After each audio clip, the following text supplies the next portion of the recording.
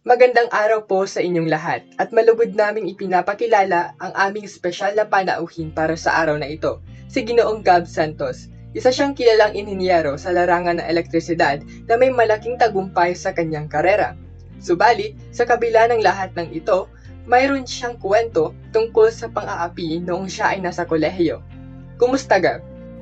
Tunay nga, naranasan ko ang pang-api dahil sa aking pisikal na anyo.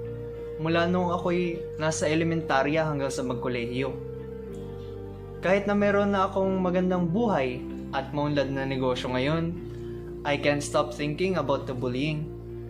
It still haunts me every time I see a child suffering from it. Hindi ko makakalimutan ang mga insidente ng pang-api.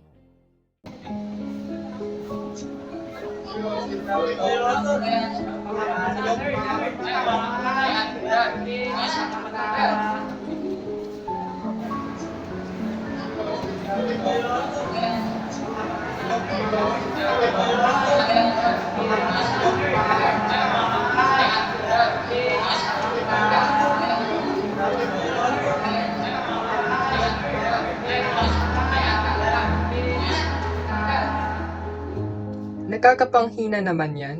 Paano nagkaroon ng epekto sa iyong buhay ang mga pang-aapi na naranasan mo, lalo na't ikaw ay nakaabot na sa tagumpay? It affects me big time.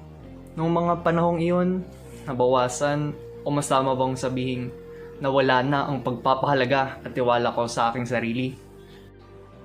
Then, when I was a first year college student, new students, new environment. Dito ko nakilala ang mga kaibigan ko. It's my first time. Akala ko normal lang ang lahat.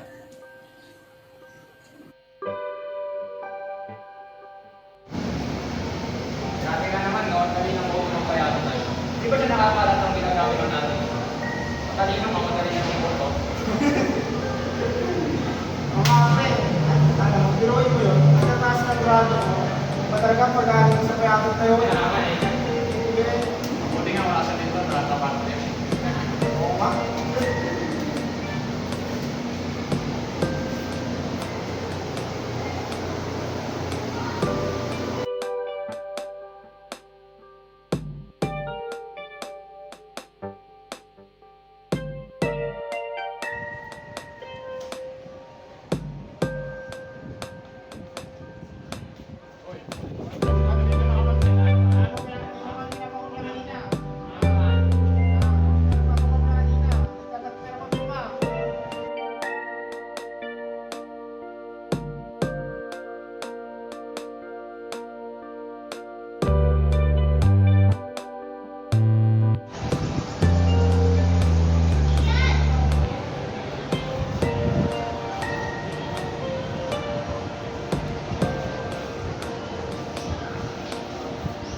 Pagkuling yan!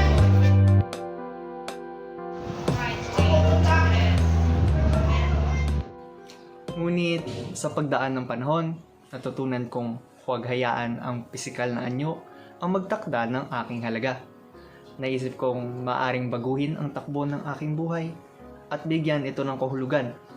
Hindi hadlang ang pisikal na anyo sa tagumpay at yaman ng isang tao. Sa huling taon mo, ano ang ginagawa mo para bigyan ito ng kahulugan at layunin sa iyong buhay? Ang karanasang ito ay ang nagbibigay sa akin ng layunin na maging modelo at inspirasyon sa mga taong dumadaan sa parehong sitwasyon. Sa pamamagitan ng aking tagumpay bilang negosyante, ipinapakita ko na ang pisikal na anyo ay hindi hadlang sa pag-abot ng mga pangarap at pagpapahalaga sa sarili.